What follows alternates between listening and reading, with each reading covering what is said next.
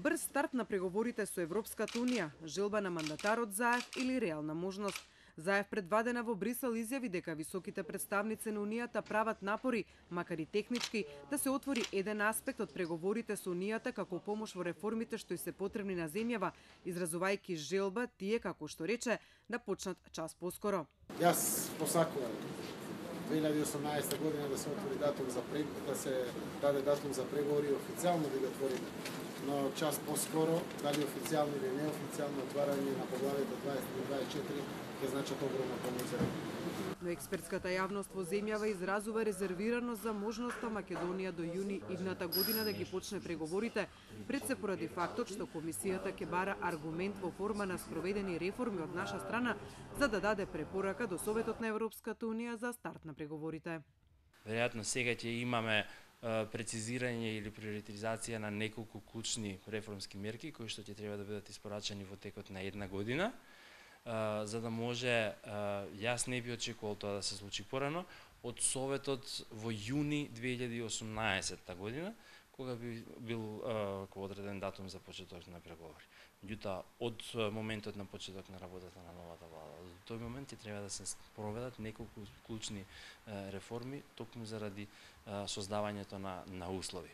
Прво, услови за да можеме да се впуштиме во авантурата преговори.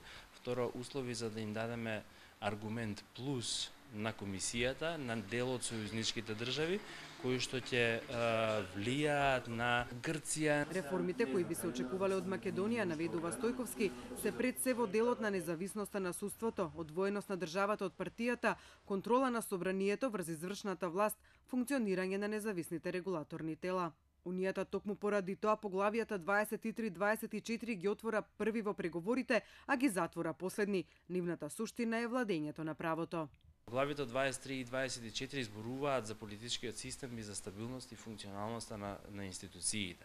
Добро е што е долг процесот на преговори, затоа што нас ќе не одржува во постојана кондиција. Нема да ни се случи во еден момент да завршиме и после тоа да се опуштиме и или пак да се препуштиме на некакви други реформи. За Симонида Кацарска од Институт за европска политика, за да се отворат формално поглавијата 23 и 24, ќе треба поместување на односот на Грција кон ова прашање. Доколку навистина се демонстрира од наша страна, од новата влада, спремност за решавање на некои од отворените реформски прашања во однос на правосудството и човековите права, може да се најдат технички начини на кои што комисијата би можела да помогне, меѓутоа сепак отварањето на преговорите би значило дека ќе има и некој притисок врз Грција во овој случај.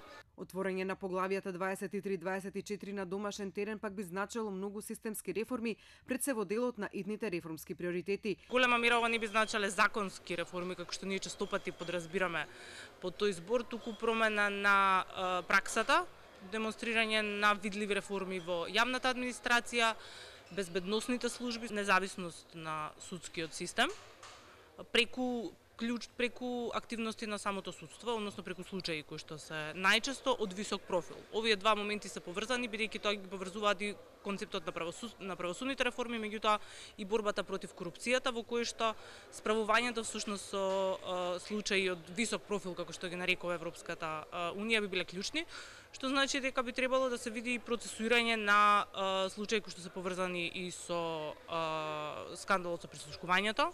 Реформите во судството, освен што ќе бидат први на тапет доколку Македонија ги отвори преговорите со Брисел, истовремено се и предусловот кој земјава мора да го исполни за старт на истите.